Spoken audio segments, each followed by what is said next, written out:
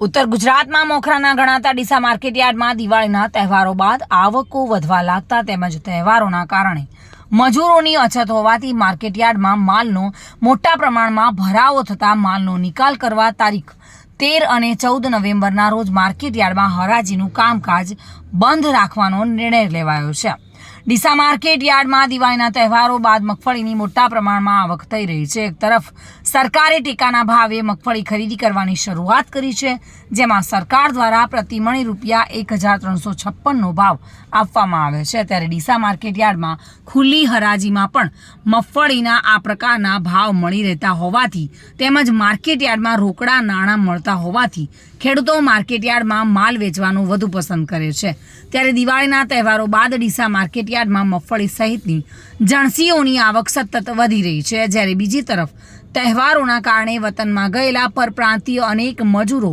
હજુ પણ પરત ફર્યા નથી, જેથી મજૂરોની અછત છે, જેના કારણે માલનો નિકાલ કરવો મુશ્કેલ બની જાય છે। ડીસા માર્કેટયાર્ડના છેલ્લા સપ્તાહથી સતત સરેરાશ 50,000થી વધુ બોરીની આવક થઈ રહી છે, જ્યારે સોમવારે 90,000 બોરી મગફળીની આવક થઈ હતી, જેના કારણે માર્કેટયાર્ડમાં માલનો ભરાવો થતાં ડીસા ખેતીવાડી ઉત્પન્ન બજાર સમિતિ દ્વારા તારીખ 13 નવેમ્બર અને 14 નવેમ્બર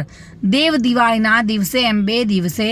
માર્કેટયાર્ડમાં હરાજીનું કામકાજ બંધ રાખવાનો નિર્ણય લેવાયો છે અને ડીસા એપીએમસીના સેક્રેટરી AN જોશીએ પણ વધુમાં જણાવ્યું હતું।